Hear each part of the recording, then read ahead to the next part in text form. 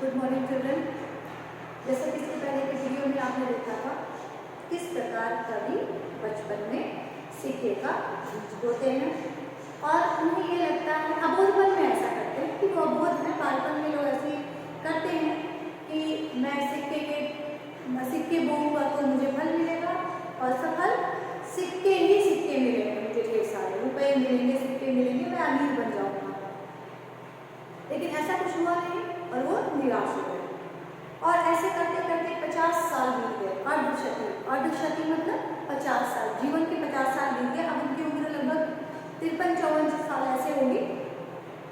तो ऐसे ही वो एक दिन आंगन में टहल रहे थे, आगे हुए तो उन्होंने बारिश वर्षा ऋतु, उन्होंने कई सारी ऋतुओं का वर्णन किया कि न जाने कितने मतलब समय बीता। तो समय कैसे बीता, कितनी वर्षा ऋतु आई, कितनी शरद ऋतु आई और किस तरह से हेमंत ऋतु आई।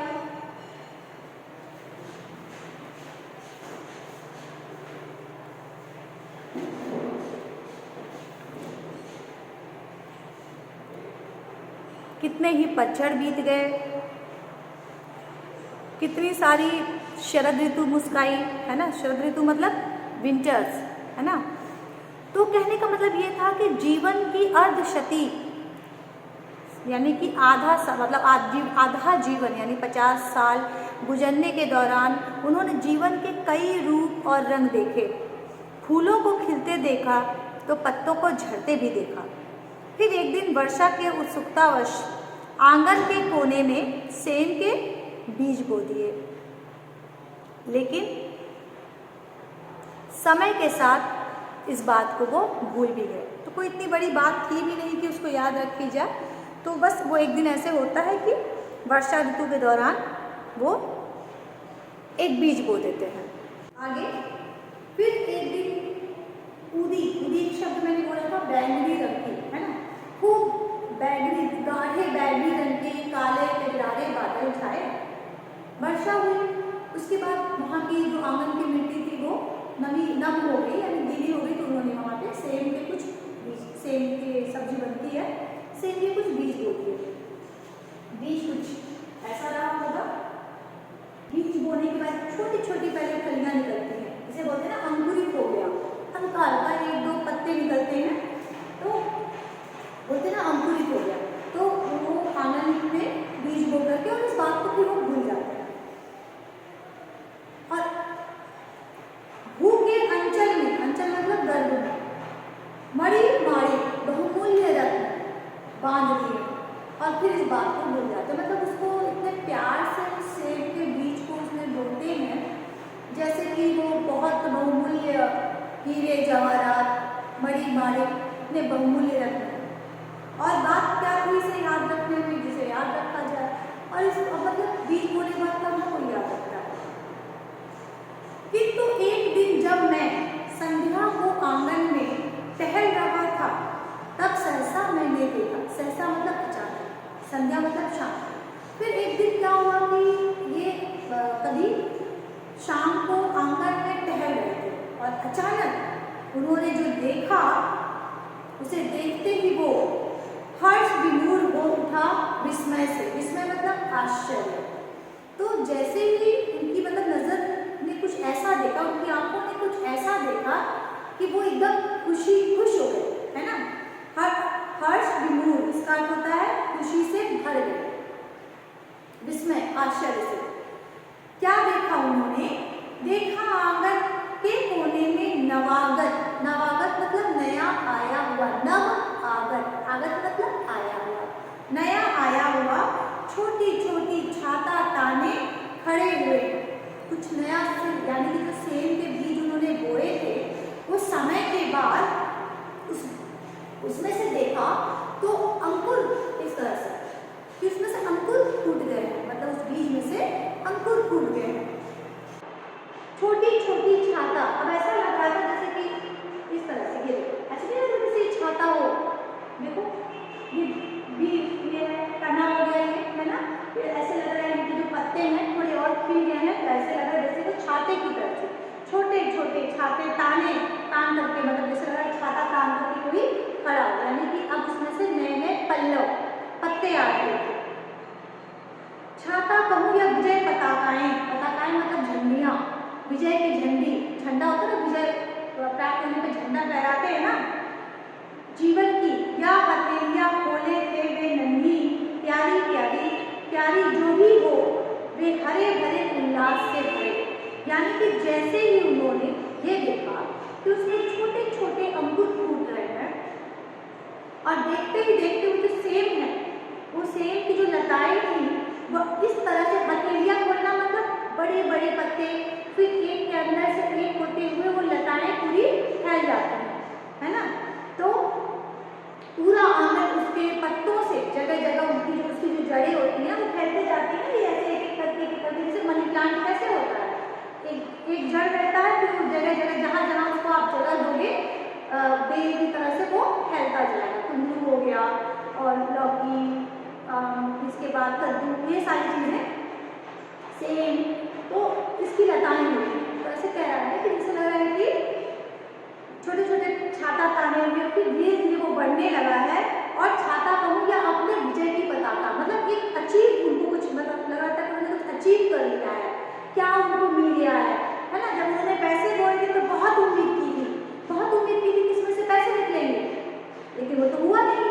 लेकिन यहाँ पर बिना किसी उम्मीद के निस्वार्थ भाव से उन्होंने सेम के बीज बोए थे और वो मतलब फलित भी हुआ, फलने लगा, फूलने लगा, धीरे धीरे बढ़ने लगा। तो ऐसा लगा तो उन्हें कौन सी विजय मिल गई हो, वे नन्ही प्यारी जो भी हो वे हरे भरे उल्लास से भरे पंख मारकर। अब इसका अर्थ ये है कि जब उन्होंने बीज को बो दिया तो उसमें से जो अंकुरित हुआ, ऐसा लग रहा था जैसे वो छाता ताने खड़े होते। या तो मैं ये कह लूँ कि वो छाता ताने खड़ा है, या फिर मैं ये कहूँ कि छोटी छोटी हथेलियाँ खुली हुई हैं, जो पत्ते खुले हुए हैं, या तो मैं ये कहूँ कि छोटी छोटी हथेलियाँ खुली हुई हैं। जो भी हो, सेम के उगे हुए बीज अत्यधिक, इसको नोट कर लेना, सेम के उगे हुए बीज है ना खुशी से झूमना, तो बीज अत्यधिक प्रसन्नता से भरे हुए ऐसे लग रहे हैं। एक शब्द था जिसका मैंने अर्थ बताया था, डिम, जिसका अर्थ होता है जो अंडे होते हैं, चिड़ियों के अंडे होते हैं, तो क्या होता है, अंडे फूटते हैं तो चिड़िया उड़ने को तैयार हो जाती है ना। तो ऐसा लग रहा था जैसे बीज के बीच में से ये है ना, जैसे मान लो ये, इसको देखो, मान लो ये है, ठीक है। अब ऐसा ये समझ लो कि ये अगर अंडा, हम इसको समय कल्पना की गई है, अंडा समझ, ऐसे लग रहा है जैसे बीज फूट करके हथेली, इसको हथेली हम समझ लें तो लग रहा है कि जैसे अंडों से फूट करके चिड़ियों के बच्चे बाहर निकलने के लिए, उड़ने के लिए तैयार रहते हैं, वैसे ही ये भी जो सेम के जो बीज हैं उनके पत्ते और आगे बढ़ते रहने के लिए तैयार हो चुके हैं। तो इसे वो कह रहा है कि मैं इसको विजय की पताका भी कह सकता हूँ, विजय का झंडा भी कह सकता हूँ। तो ऐसा लग रहा था जैसे वो पंख होता ना, कि ये पत्ते जो है इसको बोला है कि पंख, जैसे लग रहा है कि ये अंडे फूट रहे हैं और ये पंख निकल गए हैं और ये उड़ान भरने को तैयार है, इस तरह से। और सेम के बीच ये मैंने बताया अंडे की तरह से प्रतीत हो रहे हैं। अब कुछ क्षण कवि उसे निर्निमेष अपलक देखना चाहते हैं, मतलब बिना पलक झपकाए उसे देखते रहना चाहते हैं। उन्हें एक अलग से सुखद अनुभूति हो रही थी। उन्हें लग रहा था कि उनके जीवन का जो लक्ष्य था, जब उन्होंने निस्वार्थ भाव से सेम के बीज बोए, ठीक है, तो उन्हें फल मिला। यानी आप जब कर्म करेंगे तब फल मिलेगा, है ना। जैसी करनी वैसी भरनी, जैसा बोओगे वैसा काटोगे। जब सिक्का बोया था तो कुछ नहीं मिला था, जब सही चीज बोया, उपयोग की वस्तु थी ना, तो उन्हें क्या मिला, थोड़े की जगह पे बहुत कुछ मिला। तो कह रहे हैं कि उसे एक तक वो देखते रहना चाहते हैं। और तभी उन्हें याद आता है कि कुछ दिन पहले उन्होंने, अभी तक उनको ये नहीं याद था कि मैंने यही बीज बोया था, जो बीज मैंने बोया था वो वही पौधा है, नहीं। जब वो ये सब देखते हैं, इन नज़ारों को देखते हैं, तब उन्हें एहसास होता है कि ये तो वही बीज हैं जिन्हें मैं कुछ समय पहले भी बोया था। बड़े खुश होते हैं। और ये जो बीज मैंने बोया था उसमें से ये जो पौधे निकल रहे हैं ये उसी से तैयार हुए हैं। यानी कि मैंने सिर्फ एक बीज बोया आंगन में तो इससे इतना सारा पौधा निकला है। ये विजय पताका ही तो है।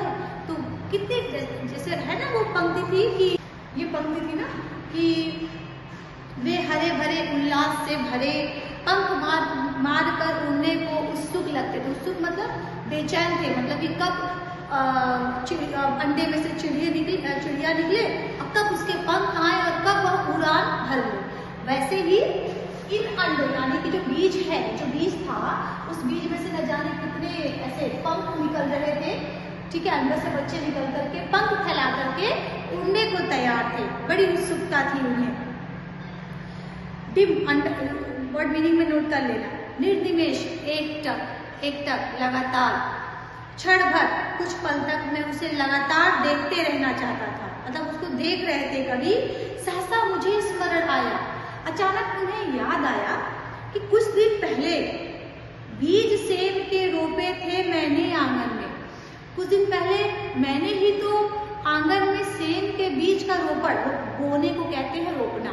ठीक है, तो मैंने ही तो सेब के बीज बोए थे। तो ये वही सेब के बीज हैं जिसे मैंने कुछ दिन पहले बोया था। उन्हें अचानक याद आता है। और उन्हीं से बौने पौधे मतलब छोटे छोटे पौधे, बौने मतलब छोटे छोटे पौधे। ये देखो कितने सारे पौधे आ रहे हैं ना।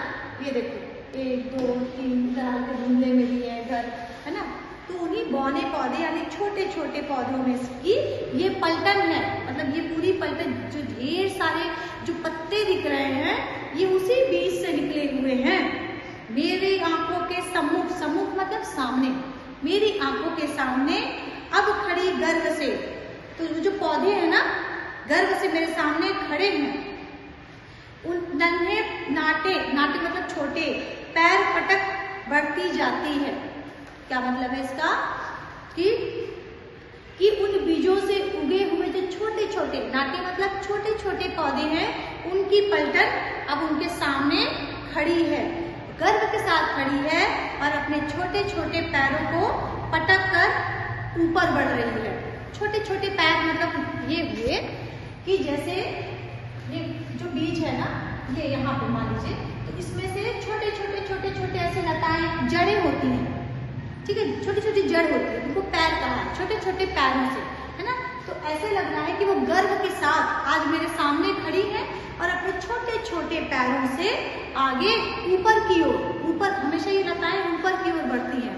तो कभी कभी आप देखते होंगे ना कि गांव पे जैसे कुंदरू वगैरह की जब खेती करते हैं तो कुछ लकड़ी का या बांस का कुछ टाटी बना करके फट्टियां होती हैं, उसको रखते हैं। तो बेलें जो हैं, जो लताएं हैं वो ऊपर चढ़ती जाती हैं। तो वो यही कह रहे हैं कि मतलब अचानक जब उन्हें याद आया कि ये तो वही बीज है जो मैंने बोया था और उसी बीज से ये जो नन्हे पौधे फल रहे हैं ये उसी बीज की पलटन है। मतलब उसी बीज से ये निकले हुए, मतलब एक बीज से इतना बड़ा पौधा तैयार हो गया है। उस पौधों में से भी ऐसे लग रहा है जैसे कि पत्ते निकल गए हो, या ये कह लें कि हथेलियां हैं, ये कह लें कि छाता की तरह से ताना हुआ है वो पत्ता, ये कह लें कि उड़ने को तैयार है। जैसे अंडों से बच्चे निकलते हैं उड़ने को तैयार रहते हैं, वैसे ही ये भी ऊपर की ओर आगे बढ़ने की तरफ तैयार हो गए हैं।